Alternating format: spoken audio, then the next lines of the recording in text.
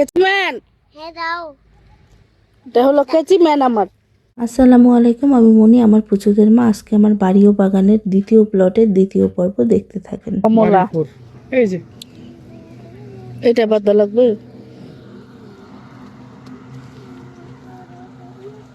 দাও। কেচিম্যান। হ্যাঁ দাও। এটা হলো কেচিম্যান আমার। দাও। আমি ফল কাটি।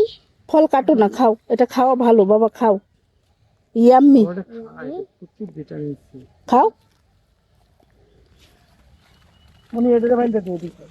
আমাদের এই দ্বিতীয় প্লটের ওই বড়ই গাছটাতে বাবুই পাখি বাসা বাঁধছে।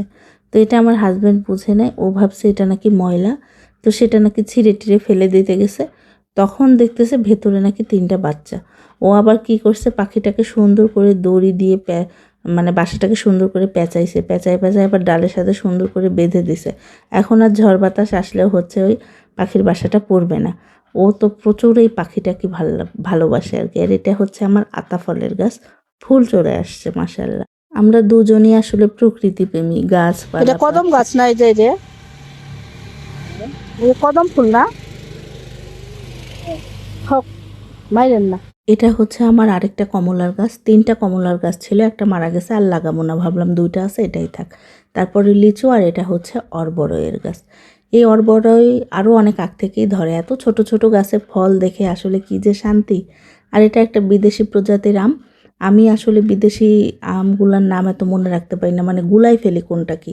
তো দেখছেন, মানে গাছ থেকে মুকুল থেকে বের হয়ে এত বড় সাইজ। এটা অনেক বড় বড় সাইজের হয়। আর এটা হচ্ছে লাল আমলকি। আর তারপরে লিচু, তারপরে আছে এটা হচ্ছে শরীফা, থাই শরীফা। তো এটাতেও ফুল চলে আসছে মাশাআল্লাহ, আলহামদুলিল্লাহ। আর তারপরে হচ্ছে আবারও হয়তো আম গাছ আছে, কারণ এই সিরিয়ালটাতে বেশিরভাগই আম আর লিচুর গাছ। আর এই প্লটটাতে মিক্স ফ্রুট থাকলেও আম লিচুটা বেশি। আর এটা হচ্ছে আমার 4র্থ নাম্বার যে চেরি, সেটা এটা সম্ভবত সিলভিয়া চেরি। যখনই আসি তখনই দেখি একদম গাছে ফুল ফলে ভর্তি, কিন্তু এ পর্যন্ত আসলে এটা মানে আমাদের খাওয়া হয়নি, তাই টেস্ট কেমন সেটা বলতে পারবো না। দেখতে পাচ্ছেন ফলগুলো, তবে পাখি প্রচুর খায়, পছন্দ করে, আমরা এ পর্যন্ত খেতে পারিনি। আর এটা একটা লিচু। তারপরে আছে হচ্ছে মালবেরি।